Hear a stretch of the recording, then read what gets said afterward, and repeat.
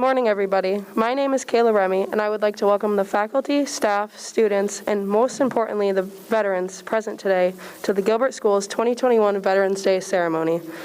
Now, please stand as we welcome members from the Gilbert School Concert Choir to lead us in singing the national anthem. Kayla, when do I go? Does anybody have I still have to say something.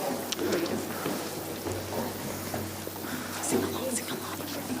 Oh, yeah, put her hand on her.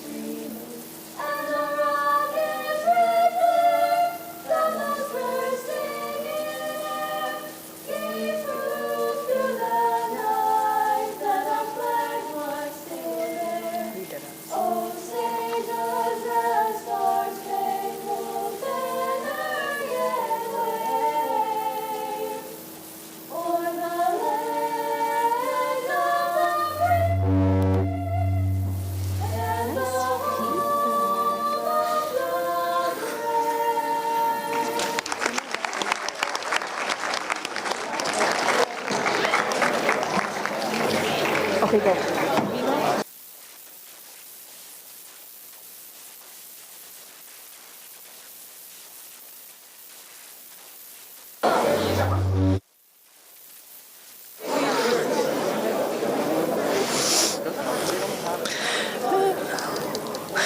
Good morning. My name is Angela Bardino. I'm a junior here at the school and a member of the civics class hosting today's ceremony. The Gilbert School is proud that our new head of school is a veteran. Mr. Shagru served in the United States Air Force from 1985 to 1989. Mr. Shagru was an autopilot and avionics technician. He completed basic training in San Antonio, Texas, and also served in Illinois, England, and North Dakota. While traveling around the country and the world, he worked on A-10s in England, B-1 bombers, and K-6-135 refueling tankers. Mr. Shagru is grateful he was able to see the world, and he is proud that he has served his country. I would now like to introduce Mr. Shagru, our head of school.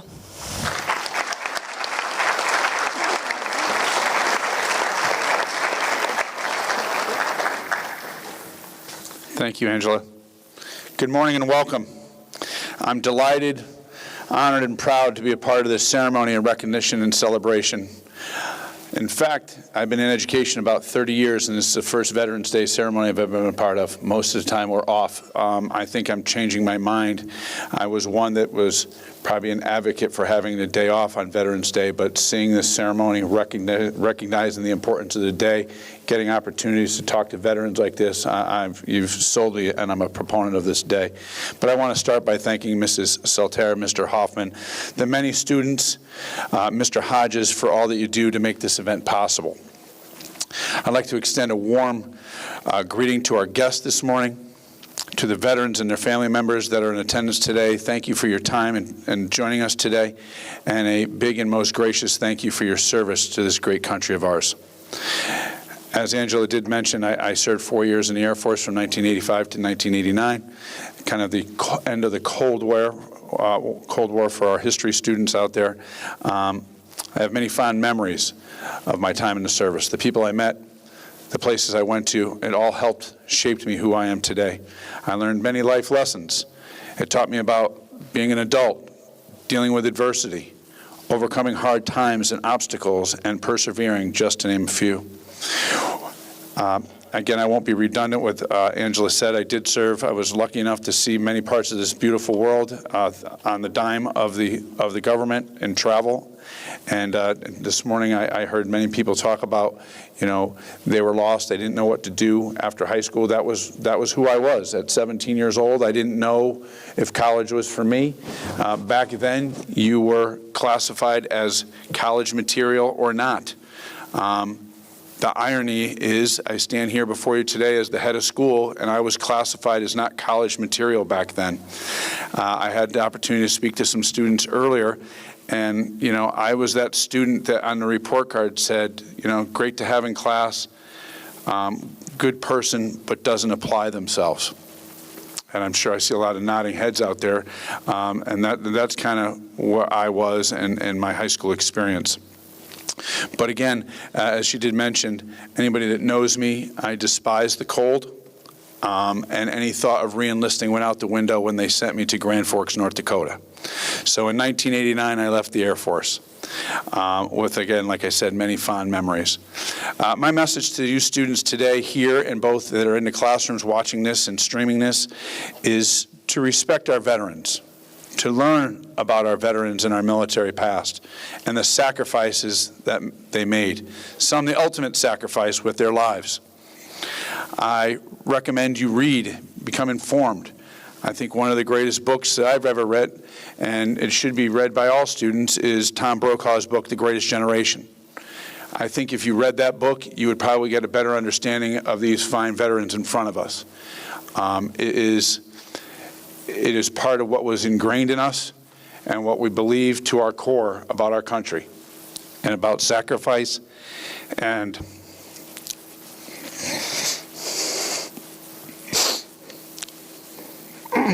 pardon me.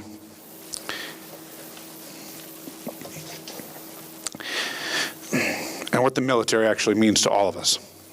So in closing, I am thankful, I'm honored, I'm humbled, and to be a part of this ceremony, but quite frankly, I'm a bit embarrassed to stand here as well, because to be in presence of these great veterans, my experience pale in comparison to what they've experienced and endured. So thank you for your time. Thank you for the respect you're showing these fine veterans. And thank you to the Gilbert School and the students and all that put this on today. So thank you very much.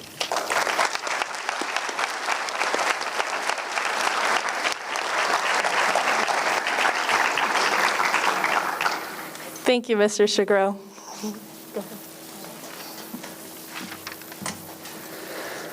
Hello, my name is Jeb Leach, and I'm a junior here at the school. Veterans Day has a long and interesting past, going all the way back to the early 1920s. Of course, it was not always known as Veterans Day, or even anything at all. In 1921, an unknown World War I American soldier was buried in Arlington National Cemetery. This site became the focal point of reverence for America's veterans. People paid respect to these soldiers on November 11th, recognizing the ending of the fighting in World War I at 11 a.m., November 11th, 1918. The day later became known as Armistice Day. Armistice Day officially received its name in America in 1926 and became a national holiday 12 years later. In Birmingham, Alabama, in 1947, Raymond Weeks, a World War II veteran, organized National Veterans Day, which included a parade and other festivities to honor all veterans.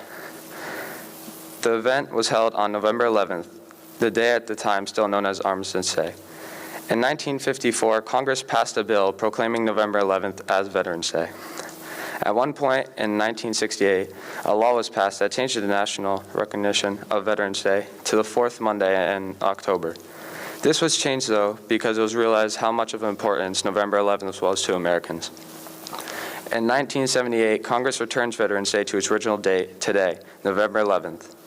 To this day, Veterans Day is held to honor all those who have served and fought for our country. Thank you.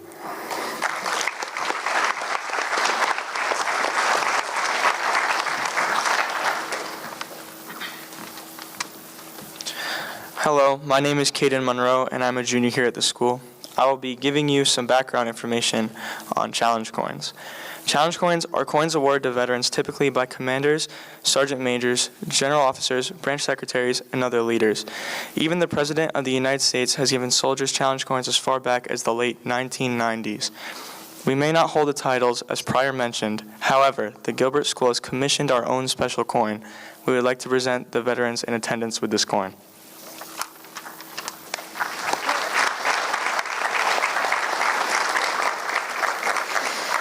We would now like to recognize all the veterans here today with us. Please stand when your name is called. Dan Matthews, U.S. Marine Corps.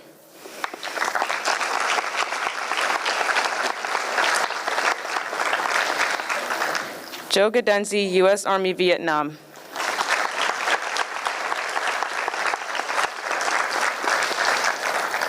Leah Ward, U.S. Air Force.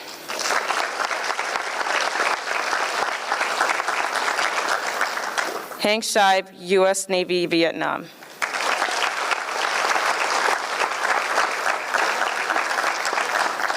Dan Ward, U.S. Marine Corps.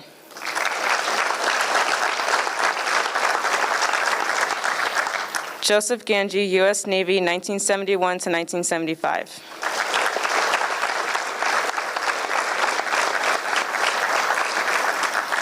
Scott Perry, U.S. Air Force.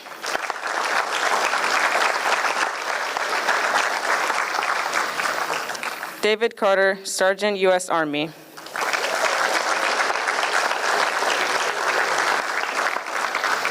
Colonel Jay Sullivan, 2 tours of Iraq.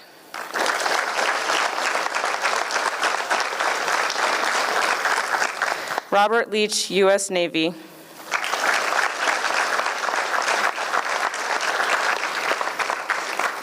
John Clark, U.S. Marine Corps, Vietnam.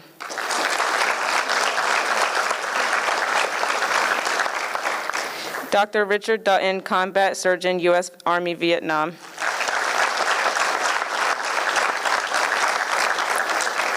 T.J. Munka, U.S. Marine Corps, 2010 to 2028, Afghanistan, South Korea. Matthew Marvin, U.S. Air Force, back on active duty.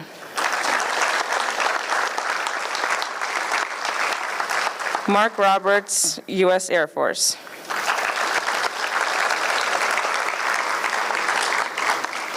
We would also like to recognize our Gilbert School staff veterans. Greg Shagru, U.S. Air Force.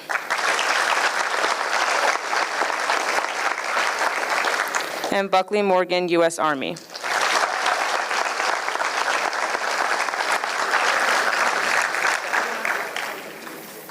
We had a new addition, just walked in, Doug Warner, U.S. Marine Corps, Vietnam. Doug Warner, U.S. Marine Corps, Vietnam.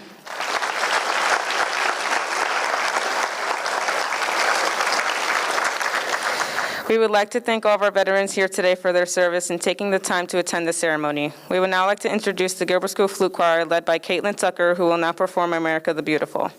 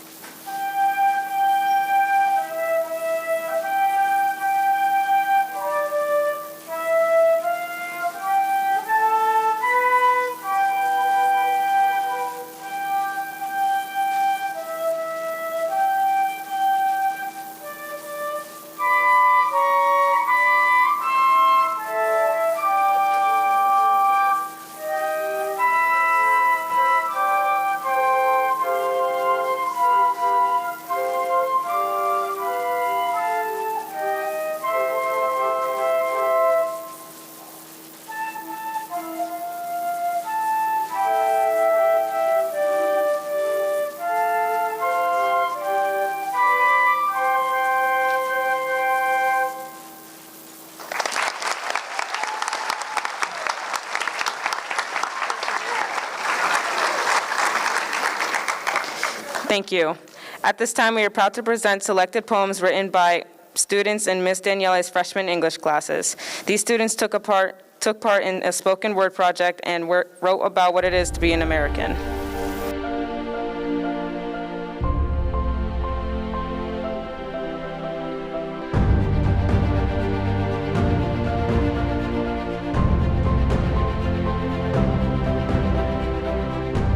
The Truth, a poem by Brayley Ursoni. The American Dream. Our soldiers falling to the ground, and for what? The American dream, all what lies we are told. The opportunities sinking to the sand, their hopes and dreams plummeting into the Black Sea. We have people fighting for us every day, risking their lives, and yet we swim in the ocean as if it is clear blue. But change is still to come. The discussion of achieving hopes and dreams failing to persist, waiting for the right path to come their way, waiting for the great life they were promised, wishing for success. If only the American dream were true, to put an end to the aching injustice standing tall, to give more worth to our soldiers and veterans. America's Motivation, a poem by Jaden Cabrera.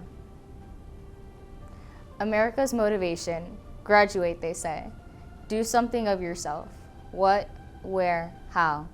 Opportunity knocks, open the door. Free education, use it or lose it. Free health, use it or lose it. New generation versus old generation. In my days, everything took time. You planted a seed and waited for it to grow. Now you order online and takes no time. America the great, great America. History makes or breaks you. Its people are the reason for the greatness. We bleed red, white, and blue. Does it bleed for us? Does it bleed for those who return broken or torn? Done for all of us. To sleep another restful night, but on we go, using and abusing, while we carry the flag and honor greatness of America's motivation. We Don't Know, a poem by Parker Godfrey. Every day, new people are enrolling in the military of the country they know and love. Every day, people are embarking on the back-breaking, bone-crushing journey of protecting this country. But we don't know. We don't know. People in the military serve for years and years making this country what it is today, and they get the cold shoulder in return. We don't know the hardships one may go through to ensure the safety of our people. We don't know the nightmares veterans have at night because of traumatic experiences they have in the war. They give and give and give to us, but we never give back. We always see homeless veterans on the side of the street just looking for someone to show a semblance of empathy. When we look down at them, it's like the final nail in the coffin. We don't know. We don't know. My grandpa was in the military, and he felt the pain of training and forming into the perfect soldier. He knows the devastating things that one may go through. He knows the hardships of getting back on your feet after you come back from a 5-year journey overseas. He knows. He knows. If we all show one veteran a day that we care, if we all show one veteran a day our gratitude, it could be the turning point in thousands of people's lives. We can lift thousands of people on their feet by just saying thank you for your service. All we have to do is try. What is Worth Fighting For by Gabriela Sosa. Freedom is a strong word. Freedom is the power to feel and do what you want, and nothing should hold you back. People fight for our freedom. Martin Luther King was one, but we aren't done. We want to show our freedom, except there is something holding us back. You may ask, what is that? We are afraid because of the raid. We don't want to be captured. This has to do with history. The past is defining us. We need to stand up for what is right, so we can seize the night. We need to stand together as one. We need to stand so tall we hit the stars, because this world is ours. This is why people are out there fighting for us. Free and united, we can do this. We need to love one another and be whole again. We need to take a breath and count to 10. This country right now is so divided. Why? What is the reason that we bring each other down? Tell people that they are less than. Some people want to be separated, but we, as this next generation, can bring everyone together. We can fight this fight as a whole to get the very important goal. As Americans, we say everyone is free. Let's be honest, will they ever be? That is why we are fighting, and I will keep on writing to get that American dream so we can fight this as a team. A poem by Chase Vedder. In New York, a man lives in an old crumbling building. He is sitting in a recliner, beer bottle in the hand, drinking the pain away, but the pain won't ever go away. Waiting for the day he doesn't wake up again, waiting for the day he won't feel the pain. For what? What does he gain in return? What does he gain for fighting for the freedom of the country, other than a 10% discount at the grocery store?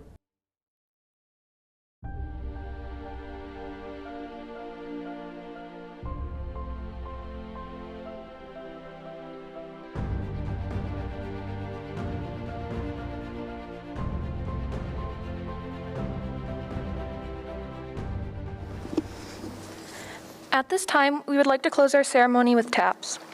Often used for closure, taps is a tribute to those who have died for our country. It is performed at military funerals, memorial services, and on military bases to end the day. It is unique to our military. Performing taps today will be band students Jennifer Collins and Alec Marvin. Please remember, we do not clap after taps.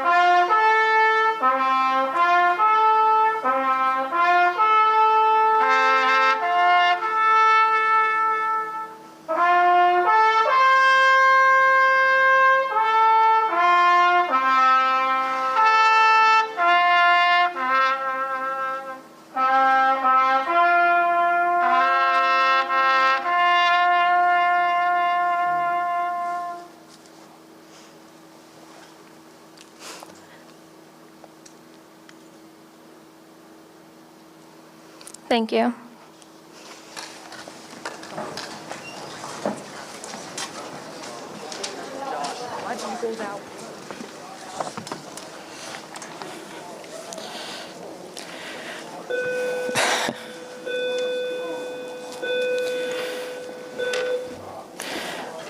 My name is Joshua Flores. I'd like to thank the veterans here with us today for their service to our country. We'd also like to thank Scott Minnerly and Anna Mackins and their students for the musical arrangements. And thank you to Steve Hodges for his technical assistance. Thank you to Francesca Daniele and her students for the spoken word project. I would like to close with the words of Dwight D. Eisenhower, who was an American Army general during World War II and our 34th president. Let us solemnly remember the sacrifices of all those who fought so valiantly on the seas, in the air, and on foreign shores to pressure our heritage of freedom, and let us reconsecrate ourselves to the task of promoting and enduring peace so that their effort shall not have been in vain. That concludes our Veterans Day ceremony. Thank you all for your time, and thank you for your service.